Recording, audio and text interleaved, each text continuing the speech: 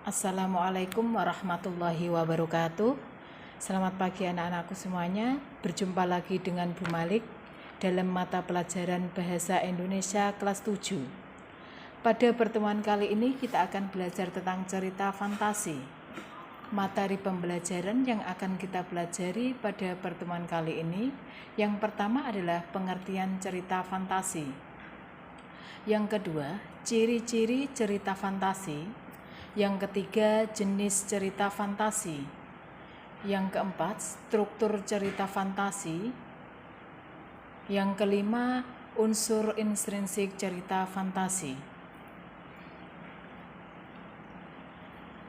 Tentunya kalian sudah pernah membaca ataupun melihat sebuah cerita Harry Potter, Alice in Wonderland, dan cerita Aladdin. Tentunya cerita itu sudah tidak asing bagi kalian, yang mana ketiga cerita itu merupakan contoh dari cerita fantasi.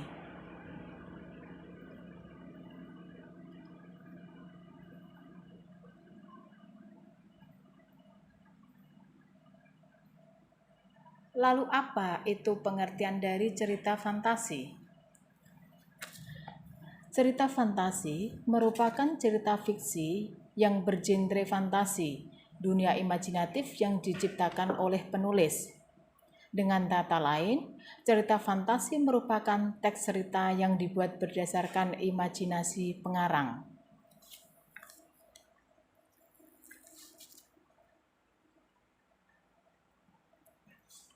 Ciri-ciri cerita fantasi. Yang pertama, bertema ajaib, aneh, atau misterius. Yang kedua, ide cerita terbuka pada daya khayal penulis. Yang ketiga, berlatar lintas ruang dan waktu.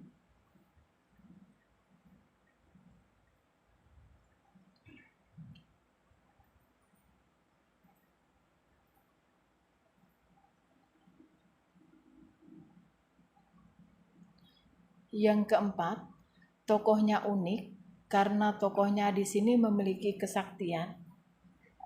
Misalnya tokoh itu bisa terbang atau tokoh itu bisa menghilang karena mempunyai kesaktian atau ilmu. Selanjutnya yang kelima, bersifat fiksi atau bukan kejadian nyata. Dan yang terakhir, bahasanya variatif, ekspresif, dan beragam.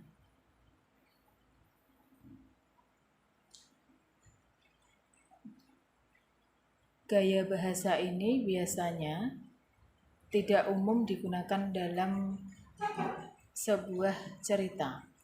Jenis cerita fantasi dibagi menjadi dua.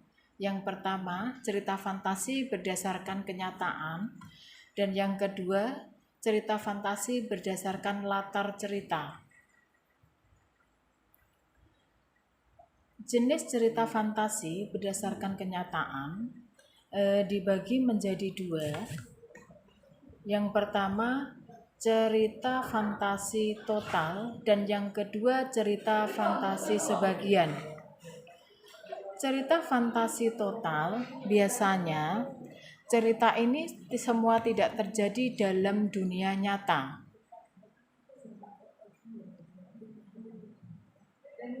Itu total dari fantasi penulis. Jadi orang, nama orang, objek, nama kota benar-benar rekaan dari seorang pengarang.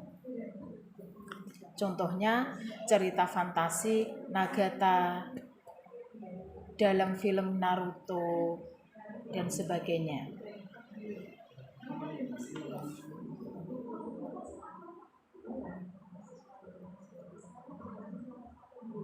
Nah, di sini bisa kalian lihat contoh dari cerita fantasi total, yaitu Nataga in The Little Dragon.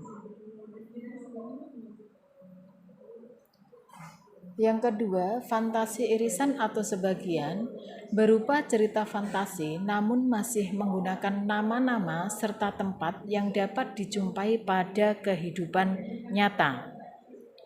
Menggunakan nama tempat yang ada dalam dunia nyata atau peristiwa yang pernah terjadi pada dunia nyata.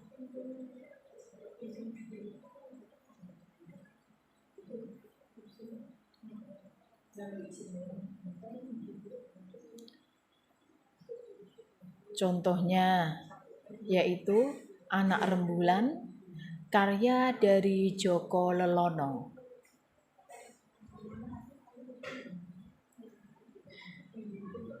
Yang kedua, jenis cerita fantasi berdasarkan latar cerita. Cerita fantasi berdasarkan latar cerita dibagi menjadi dua. Yang pertama adalah fantasi sezaman, yang kedua fantasi lintas waktu. Fantasi sezaman adalah latar waktu yang digunakan adalah satu masa atau satu zaman yang sama. Contohnya adalah Pinocchio, Cinderella, itu adalah merupakan contoh dari cerita fantasi sezaman. Yang kedua, fantasi lintas waktu, yaitu menggunakan dua latar waktu yang berbeda dalam satu cerita yang sama. Contohnya bisa menggunakan pada masa kini dengan masa depan atau masa kini dengan masa lampau. Selanjutnya, kita akan mempelajari tentang struktur cerita fantasi. Struktur cerita fantasi dibedakan menjadi 3 bagian.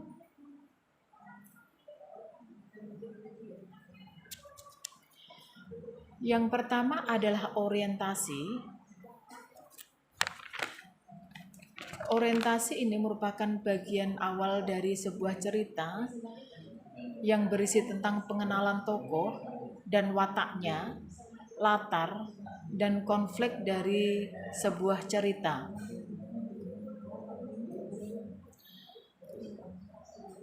Yang kedua adalah komplikasi.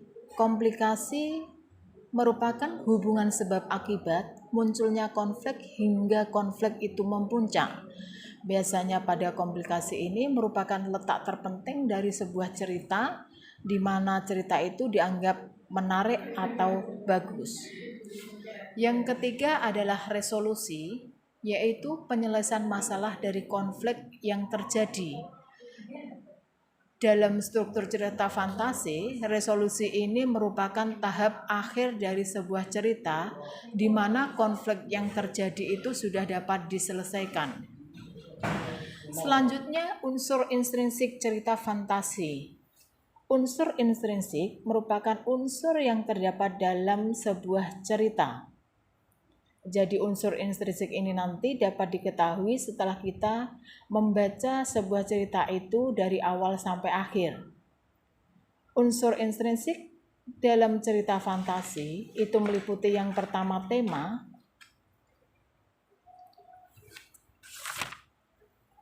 Tema merupakan ide dalam pengembangan sebuah cerita. Yang kedua alur. Alur merupakan jalan atau rangkaian peristiwa yang terjadi dalam sebuah cerita. Yang ketiga, tokoh dan penokohan. Tokoh adalah pelaku dalam cerita, sedangkan penokohan adalah watak atau bagaimana tokoh itu bertindak dalam cerita. Yang keempat, latar. Latar menunjukkan tempat, waktu, dan suasana cerita itu terjadi.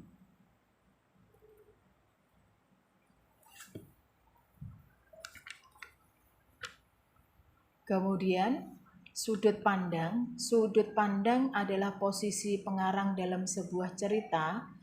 Sudut pandang ini dibagi menjadi dua, yaitu sudut pandang orang pertama memakai kata ganti aku atau saya, dan yang kedua memakai sudut pandang orang ketiga. Yang terakhir adalah amanat. Amanat merupakan pesan yang terkandung dalam sebuah cerita. Demikianlah penjelasan dari Bu Guru tentang teks cerita fantasi. Semoga bermanfaat. Saya akhiri, wassalamualaikum warahmatullahi wabarakatuh.